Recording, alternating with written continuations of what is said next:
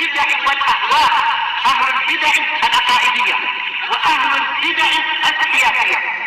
نقول بيننا وبينكم السلف، بيننا وبينكم الكتب، كان فيقول البدع بيننا وبينكم. Qala al-Imam an-Nawawi rahimahullahu ta'ala fi Riyadhis Shalihin al-babus tsani babut taubah, tentang tobat.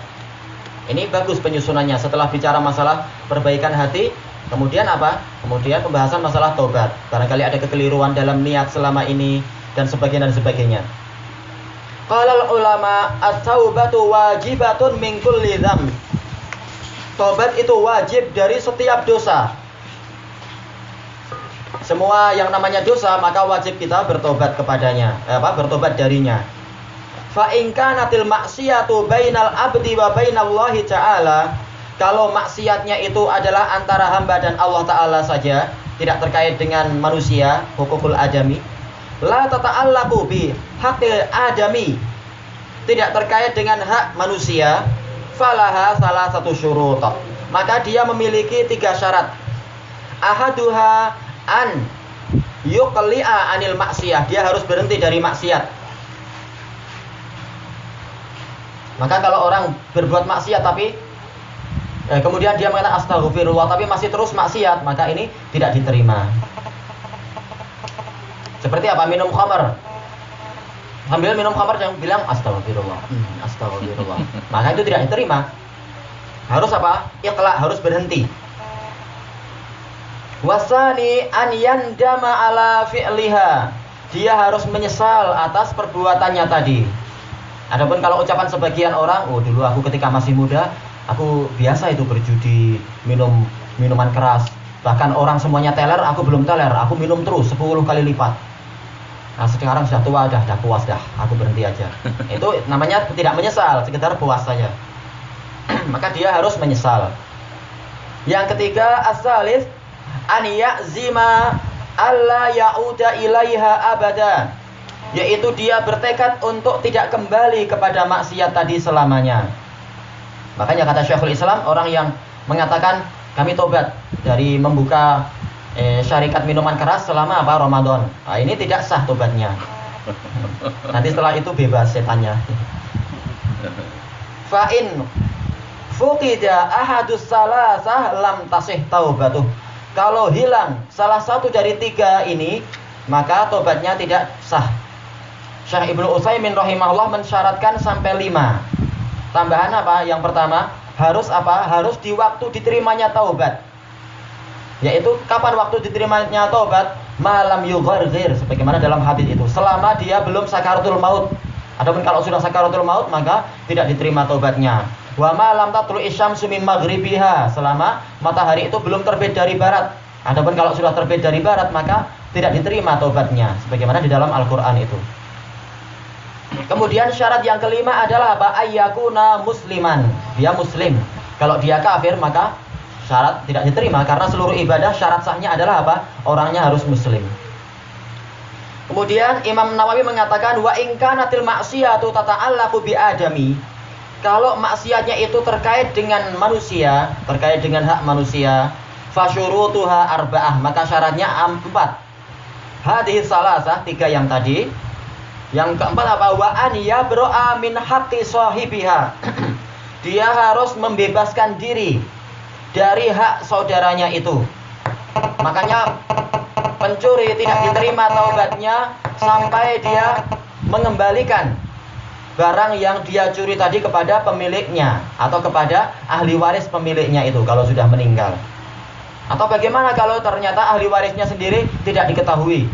Maka apa dikatakan oleh para ulama, dia bersedekah sebesar barang yang dia curi tadi. Sedekah dengan niat ini adalah atas nama fulan, yang dulu aku curi uangnya dan sebagainya itu.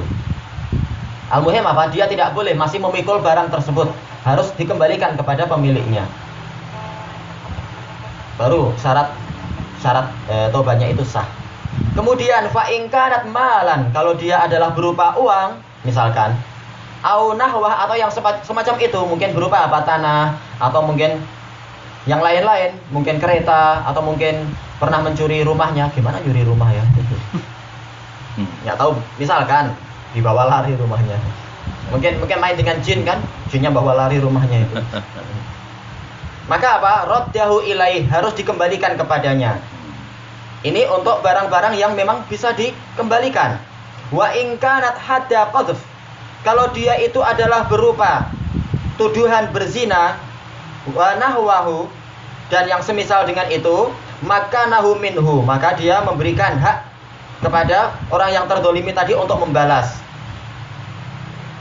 Bagaimana caranya itu? Misalkan, dan ini memang sering terjadi, bahwa seseorang seperti yang di sebagian zaman salaf itu ada orang-orang jahat, ada empat orang ingin menzinai seorang wanita. Ternyata wanita ini nggak mau. Akhirnya 4 orang ini bersepakat, kita bersaksi kepada apa? Kepada hakim bahwasanya kita bersaksi melihat wanita ini berzina.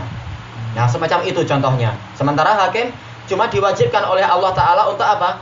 Untuk menghukumi secara zahir. Kalau memang zahirnya 4 orang ini adalah orang yang thiqah, tapi ternyata suatu saat berkhianat, itu hakimnya tidak bersalah. Dia telah melaksanakan syariat. Maka diterima persaksiannya tadi. Kalau wanitanya tadi memang sama sekali tidak punya syubhat untuk apa? Menolak apa tadi itu? Menolak tuduhan, maka memang harus ditegakkan had kepada dia. Maka dia harus dicambuk 100 kali kalau dia belum pernah menikah. Kalau sudah pernah menikah ya dirajam. Dan itu sebagai pensucian dosa untuk dia atau menaikkan derajat dia, seperti musibah-musibah yang lain.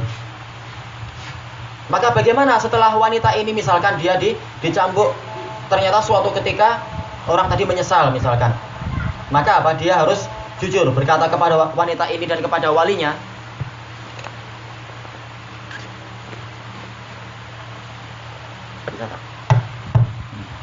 bahwasanya apa? Dia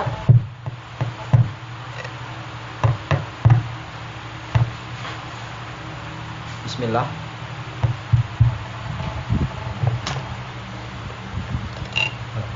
Nah, insyaallah. Bahwasanya dia telah bersalah, dulu telah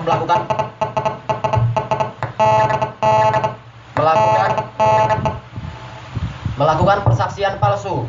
Maka dia ditegakkan had di hadapan pemerintah. Had yang pertama adalah apa? 80 cambukan. Dia dapat 80. Kemudian wanita ini berhak membalas. Membalasnya tentunya di hadapan pemerintah juga, bukan asal-asalan di rumah, bukan. Membalas untuk seperti yang pernah dia alami itu. Adapun kalau yang ana sebutkan tadi, alhamdulillah ternyata apa? Ali bin Abi Thalib memang beliau pandai. Ketika ada persaksian semacam itu, akhirnya apa? Beliau memisah orang-orangnya itu. Kemudian apa? Menyebutkan, ditanya masing-masing, benar enggak? Terus waktu itu bagaimana kisahnya? Dia berzina dengan siapa? Ternyata mereka lupa untuk memperhitungkan berzina dengan siapa ya. Yang ini akhirnya mikir, ini dengan orang yang di sana, namanya siapa? Fulan. Ya sudah, sana. Yang ini dipanggil, berzina dengan siapa? Waduh, dengan si Fulan lah, si Fulan. Wah, akhirnya ketahuan keliru. Akhirnya mereka yang dicambuk. Salah sendiri. Dan kisah itu banyak disebutkan oleh Imam Ibnul Qayyim di kitab beliau Turukul Hukmiyah. Penting untuk seorang hakim membaca kitab itu, penting. Teknik-teknik untuk membongkar kejahatan yang semacam itu. Adapun hakim-hakim yang cuma memakai buku-buku dari orang barat, justru malah keliru besar dia. Keliru dan bodoh sebagiannya. Wallahu a'lam. Baik, kita lanjutkan dulu. Au talaba afwah, atau meminta maaf kepadanya. Barang siapa memaafkan, maka apa? Maka pahalanya ditanggung oleh Allah Ta'ala. Barang siapa pahalanya ditanggung oleh Allah, berarti apa? Pahalanya itu tidak terbatas. Wa in kanat ghibah. Nah, sekarang kalau berupa ghibah, membicarakan kejelekan dia atau perkara yang tidak dia sukai, istahallahu minha. Memang ini berselisih pendapat ulama. Dia minta untuk dihalalkan. Memang saya pernah mendolimi Anda, menggibai Anda, maka tolong dimaafkan, atau Anda barangkali mau mencaci saya, silahkan. Itu misalkan semacam itu.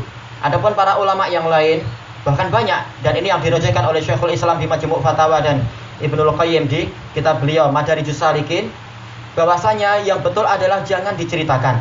Sebagaimana ketika dia menggibai orang itu tidak di hadapan orang itu, maka hendaknya dia memperbaikinya adalah tidak di hadapan orang itu.